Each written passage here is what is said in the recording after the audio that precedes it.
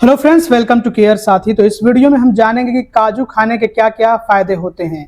तो अब आइए हम सीधा वीडियो के टॉपिक की तरफ बढ़ते हैं। शुरुआत करने से पहले आपको मैं बता दूं, देखिए काजू में कई ग्रेड्स होते हैं, कई तरह के होते हैं। तो आप अपनी स्क्रीन पर देख भी सकते हैं, मैं कुछ दिखा दे रहा हूँ आपको कुछ तरह के काजू। इसके अलावा देखिए इसमें देसी भी हैं जो अपने यहाँ इंडिया में ही उगते हैं, उगाए जाते हैं। कुछ बाहर के भी होते हैं। तो बेहतर यही है कि आप कोशिश करें कि आप देसी जो अपने इंडिया में उगते हैं वो इस्तेमाल करें। बेहतर वाले, अच्छे वाले, जो हाई ग्रेड के हों, जो अच्छे माने जाते हों, वो आप इस्तेमाल करें। तो अब आइए हम समझते हैं कि काजू के क्या क्या हेल्थ बेनिफिट्स होते हैं, क्यों काजू का इस्तेमाल करना चाहिए है, इससे हमें समझ में आएगा। तो सबसे पहले तो दिल के लिए काफ़ी फायदेमंद माने जाते हैं काजू, क्योंकि काजू एलडीएल को कम करने में मदद करते हैं। इसमें मोनोसैचुरेटेड फैट्स पाए जाते हैं और पॉली अनसैचुरेटेड फैट्स भी मौजूद होते हैं, जो कि बैड कोलेस्ट्रॉल यानी कि एलडीएल को कम करने में मदद करते हैं और गुड कोलेस्ट्रॉल यानी कि एचडीएल को बढ़ाने में मदद करते हैं। और ये मजबूत बनाते हैं हमारी हड्डियों को और दांतों को, क्योंकि इसमें कैल्शियम बहुत अच्छी मात्रा में पाए जाते हैं। कैल्शियम मौजूद है, मैग्नीशियम मौजूद है, कॉपर भी मौजूद है। तो कैल्शियम और मैग्नीशियम, जैसा कि आप लोग जानते हैं कि ये हमारी हड्डियों के लिए बहुत ज़्यादा ज़रूरी होते हैं और ये हमारी हड्डियों को मजबूत बनाए रखने में मदद करते हैं। इसके बारे में ऑलरेडी हमने वीडियो बना रखा है, वो वीडियोस देख लीजिएगा आप, तो आपको सारी जानकारी मिल जाने वाली है। मैग्नीशियम दिमाग के लिए बहुत अच्छा होता है और इसमें कॉपर भी मौजूद होता है। तो कॉपर कोलेजन का प्रोडक्शन करता है, कोलेजन बनाता है, जो कि हड्डियों और मांसपेशियों को मजबूती देता है और त्वचा को भी निखारने में ये मदद करता है। इसके अलावा काजू इम्यूनिटी को भी मजबूत बनाने में मदद करता है, क्योंकि इसमें मौजूद है जिंक। जिंक बहुत ज़रूरी होता है हमारे लिए और कुछ कंडीशंस में तो बहुत ही ज़्यादा हमारे लिए जिंक ज़रूरी हो जाता है, खास करके जब बीमार हो हम और हमारी इम्यूनिटी कमज़ोर हो तो जिंक हमारी इम्यूनिटी को बूस्ट करने में मदद करता है। और इसमें एंटीऑक्सीडेंट्स काफ़ी अच्छे पाए जाते हैं। और ये जो एंटीऑक्सीडेंट्स होते हैं ये केवल इम्यूनिटी को बूस्ट करने का ही काम नहीं करते हैं, बल्कि बहुत तरह की जो गंभीर बीमारियां होती हैं उनसे बचाए रखने में मदद करते हैं। फिर चाहे वो दिल की बीमारी हो या फिर डायबिटीज़ हो या फिर अर्थराइटिस हो या फिर कैंसर हो और दूसरे इन्फ्लेमेशन को भी ये कम करने में मदद करते हैं। मतलब ये फ्री रेडिकल्स से हमारे हेल्दी सेल्स को बचाए रखने में मदद करते हैं। इसके अलावा ये दिमाग के लिए बहुत अच्छा माना जाता है, क्योंकि इसमें मौजूद होते हैं ओमेगा 3 फैटी एसिड्स। और ओमेगा 3 फैटी एसिड्स बहुत ज़्यादा ज़रूरी होते हैं ब्रेन फंक्शन के लिए, दिमाग के विकास के लिए, ब्रेन डेवलपमेंट के लिए ज़रूरी होते हैं।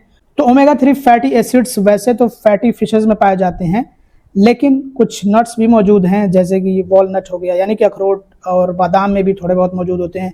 और कुछ सीड्स भी, जैसे चिया सीड्स और सब्जा सीड्स वगैरह, और अलसी के सीड्स जो होते हैं, फ्लैक्स सीड्स, उनमें भी मौजूद होते हैं। तो ओमेगा 3 फैटी एसिड्स काजू में मौजूद हैं और साथ ही साथ इसमें कॉपर भी मौजूद है और ये दोनों के दोनों दिमाग के विकास के लिए बहुत ज़्यादा ज़रूरी होते हैं। तो ब्रेन डेवलपमेंट में मदद करते हैं ओमेगा 3 फैटी एसिड्स और कॉपर भी, और ब्रेन में सर्कुलेशन को बढ़ाने में भी ये मदद करते हैं ओमेगा 3 फैटी एसिड्स और कॉपर, जो कि इन दोनों में मौजूद हैं। इसके अलावा इससे याददाश्त भी मजबूत होती है, याददाश्त बढ़ती है, ब्रेन फंक्शन इंप्रूव होता है, दिमाग शांत होता है और जो नर्वस सिस्टम है वो सूद होता है, मतलब उसको आराम मिलता है।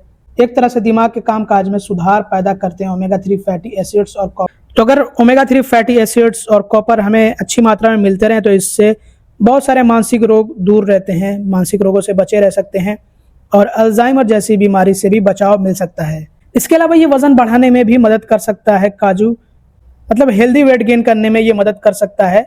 तो जिनका वेट कम होता है, जिनका वेट समझ लीजिए कि नॉर्मल से भी कम होता है, तो उनके लिए काफ़ी हेल्पफुल हो सकते हैं काजू। तो क्योंकि काजू में मौजूद होते हैं हेल्दी फैट्स, जो कि शरीर के मेटाबॉलिज्म को सुधारने में मदद करते हैं, जिससे कि थकान दूर होती है और भूख अच्छे से लगती है, तो जिससे वज़न बढ़ सकता है। तो जिनका वज़न कम है वो भी चाहे तो ये ले सकते हैं। इसके अलावा ये ब्लड शुगर लेवल को कम करने में भी मदद कर सकते हैं, या फिर हम ये कहें कि खून में शक्कर या फिर शर्करा के स्तर को नियंत्रित करने में मदद कर सकते हैं काजू, क्योंकि इनका जो ग्लाइसेमिक इंडेक्स है कम होता है। तो इसलिए टाइप 2 डायबिटीज़ में भी इसका इस्तेमाल किया जा सकता है, लेकिन कैसे इस्तेमाल करना है वो हम आगे चल करके बात करने वाले हैं। इसके अलावा ये एंटीऑक्सीडेंट से भरपूर होते हैं। काजू में एंटीऑक्सीडेंट्स जैसे कि सेलेनियम, विटामिन ई, फ्लेवोनॉइड्स मौजूद होते हैं, जो फ्री रेडिकल्स को नुकसान पहुँचाने से रोकते हैं और कैंसर के खतरे को कम करते हैं। इसके अलावा एनीमिया से बचाव में भी ये मदद कर सकते हैं काजू, क्योंकि काजू में मौजूद है आयरन, जो शरीर में खून की कमी को दूर करता है। ये एनीमिया के खतरे को कम करता है और शरीर में खून का स्तर बनाए रखने में मदद करता है। त्वचा के लिए यानी कि हमारी स्किन के लिए बहुत फ़ायदेमंद माने जाते हैं, क्योंकि काजू में कॉपर होता है, जो कि मेलानिन के उत्पादन में मदद करता है। ये त्वचा को ग्लोइंग बनाता है और एजिंग को कम करने में मदद करता है, स्लो डाउन करने में ये काम करता है। मतलब कि जो एजिंग, एक तरह से बुढ़ापे के जो लक्षण होते हैं उनको स्लो डाउन कर देता है, कम कर देता है, धीमा कर देता है। इसके अलावा विटामिन ई और एंटीऑक्सीडेंट्स त्वचा को सुरक्षा देते हैं और उससे निखारने का काम करते हैं। विटामिन ई तो वैसे भी इस्तेमाल किया जाता है स्किन पे, बहुत अच्छा माना जाता है और प्रॉपर हाइड्रेशन देता है ये विटामिन ई हमारी स्किन को। इसके अलावा बालों के लिए भी ये काजू बहुत अच्छे होते हैं क्योंकि काजू में मौजूद है कॉपर और प्रोटीन जो बालों को मजबूत बनाता है और उनका रंग गहरा करता है। इससे बाल लंबे और घने होते हैं। इसके अलावा पाचन क्रिया सुधारता है क्योंकि काजू में मौजूद है डाइटरी फाइबर जो कि पाचन को सुधारने में मदद करता है। ये कब्ज दूर करता है और पेट को साफ रखने में सहायक है, यानी कि आंतों की एक तरह से सफाई करता है। इसके अलावा काजू मानसिक स्वास्थ्य के लिए बहुत अच्छा माना जाता है क्योंकि काजू में मौजूद है ट्रिप्टोफैन, जिसको कि कुछ लोग ट्राइप्टोफैन भी बोलते हैं, जो एक एमिनो एसिड है और ये सेरोटोनिन का उत्पादन बढ़ाता है। मतलब कि सेरोटोनिन के लेवल को ये बढ़ाने में मदद करता है। तो सेरोटोनिन जब रिलीज होता है तो इससे मूड इंप्रूव होता है, खुशी महसूस होती है, अच्छा महसूस होता है। तो सेरोटोनिन हमारे मानसिक स्वास्थ्य को सुधारने में मदद करता है और स्ट्रेस और डिप्रेशन को कम करने में सहायक होता है। इसके अलावा ये एनर्जी को बूस्ट करता है, यानी कि ऊर्जा पैदा करने का काम करता है। काजू में प्रोटीन और हेल्दी फैट्स होते हैं जो शरीर को लंबे समय तक एनर्जी देने में सहायक होते हैं।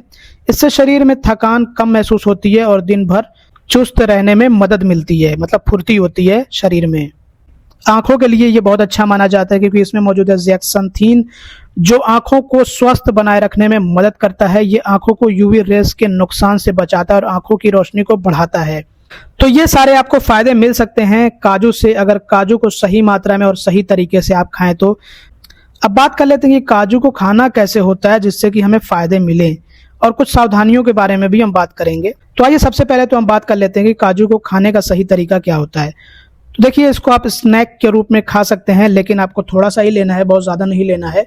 बहुत मुश्किल से तो आप जो है 3, 4, 5 इतना, मतलब ये डिपेंड करेगा काजू की वैरायटी पर भी, क्योंकि इसके बड़े बड़े साइज भी आते हैं। तो बहुत ज़्यादा तो इतना आप जो है खा सकते हैं। तो इसको आप जब आपको भूख लगे तो थोड़ा बहुत खा लें और किसी दूसरे स्नैक के साथ में आप इसको मिक्स करके, कोई हेल्दी स्नैक हो उसमें आप मिक्स करके इसको खा सकते हैं। जैसे सैलेड वगैरह में मिक्स कर लीजिए, उसमें आप खा सकते हैं, फिर दही में भी आप इसको मिक्स करके खा सकते हैं। इसके अलावा अगर आप ड्राई फ्रूट्स ले रहे हैं जैसे कि किशमिश है या फिर अंजीर है तो उसमें भी आप इसको मिक्स करके खा सकते हैं। इसके अलावा आप दूसरे जो नट्स हैं जैसे बादाम है, अखरोट है, उनके साथ में भी आप मिला करके इसको खा सकते हैं। इसको आप स्मूदी वगैरह में मिला करके खा सकते हैं। खानों में भी इस्तेमाल किया जाता है, लेकिन इसको भुनना नहीं होता है। भून देंगे बहुत ज़्यादा तो इसका काम तमाम हो जाएगा। और काजू खाने का सबसे अच्छा तरीका होता है कि आप इसको सोक कर लें, भिगो लें, रात भर भिगोएं और सुबह में आप खाएं इसको। और जो इसका पानी होता है वो पीना नहीं होता, पानी फेंक देना होता है। तो भिगो करके अगर आप खाते हैं तो आपको काफ़ी अच्छे से फ़ायदे मिलने वाले हैं। 4 काजू आप ले लीजिए इतने साइज़ के और भिगो करके आप इसको रात भर छोड़ दीजिए, सुबह में आप खा लीजिए। तो ये सबसे अच्छा तरीका होता है इसके खाने का। सावधानियों के बारे में भी बात कर लेते हैं। देखिए दोस्तों, लिमिट में आपको खाना है। ऐसा नहीं कि आपको अगर भूख लग गई तो आप जो है पूरा आधा किलो काजू उड़ा दिए, तो उससे आपको फ़ायदे की जगह नुकसान मिलने लग जाएगा। कोई भी फ़ायदे की चीज़ होती है, अगर आप उसको लिमिट में खाते हैं तभी आपको उससे फ़ायदे मिलते हैं। बहुत ज़्यादा खा लेंगे तो वो नुकसान करने लग जाएगी। तो इसीलिए आपको ध्यान से लिमिट में खाना है। 10 ग्राम तक आप मान लीजिए कि खा सकते हैं, कोई इशू नहीं है। 10 से 15 ग्राम मान सकते हैं आप, ज़्यादा से ज़्यादा 15 ग्राम ले लीजिए, कोई इशू नहीं है। लेकिन अगर आप बहुत ज़्यादा खाने लग जाएंगे तो आपको लग जाएंगे दस्त, तो वो आपके लिए नुकसानदेह है, पेट आपका अच्छा नहीं होगा। तो इसीलिए आपको लिमिट में खाना है, तब आपको इससे फ़ायदे मिलने हैं। इसके अलावा एलर्जी वगैरह अगर हो आपको किसी तरह की तो आप छोड़ दें, आप ना खाएं। या अगर आप ये देखें कि आप कच्चे काजू जब खाते हैं तो आपको कोई प्रॉब्लम होती है, एलर्जी होती है किसी तरह की, तो आप लाइटली इसको रोस्ट कर लें, हल्का सा इसको भून लें, तब आप खाएं। और कोशिश ये करें आप कि अनसॉल्टेड खाएं, मतलब उस पर जो है नमक वगैरह ना मार करके खाएं, नहीं तो कुछ खास उससे फ़ायदे होने वाले नहीं है, ब्लड प्रेशर को बढ़ा सकता है। तो इसीलिए आपको अनसॉल्टेड और लाइटली रोस्टेड काजू खाने चाहिए। भिगो करके खाना सबसे अच्छा होता है। कच्चे अगर खाने हो तो भिगो करके खाएं, सबसे अच्छे माने जाते हैं। और डायबिटीज़ के जो रोगी उनको भी ध्यान देना है, वो बहुत ज़्यादा ना खाएं क्योंकि उसमें कार्बोहाइड्रेट्स होते हैं, तो इससे जो शुगर है वो बढ़ भी सकता है, जो ब्लड शुगर लेवल है वो बढ़ भी सकता है। तो आप बताइएगा कि आप कैसे काजू को खाते हैं और सबसे सही तरीका आपको कौन सा लगता है और आपको इससे क्या फ़ायदे अब तक मिले हैं, कमेंट करके ज़रूर से बताइएगा। और मैं आपको वही रेकमेंड करता हूँ कि आप इसको भिगो करके खाएं, तो आपको काफ़ी इससे अच्छे बेनिफिट्स मिलने वाले हैं। और अगर आपको प्रॉब्लम हो तो आप इसको थोड़ा सा भून लें और भून करके खाएं। मखाने वगैरह के साथ में भी आप इसको खा सकते हैं, ले सकते हैं, भून करके दोनों को साथ में हल्का सा भून करके खा सकते हैं। तो दोस्तों ये थी पूरी जानकारी काजू के बारे में। उम्मीद करता हूं कि ये वीडियो आप लोगों के लिए हेल्पफुल और इन्फॉर्मेटिव रहा होगा। अब अगर आपको ये वीडियो पसंद आ गया हो तो प्लीज़ इस वीडियो को लाइक कर दीजिए, चैनल को अब तक सब्सक्राइब ना किया तो सब्सक्राइब भी कर दीजिएगा और इस वीडियो को ज़्यादा से ज़्यादा शेयर करिएगा। Thanks for watching, bye bye.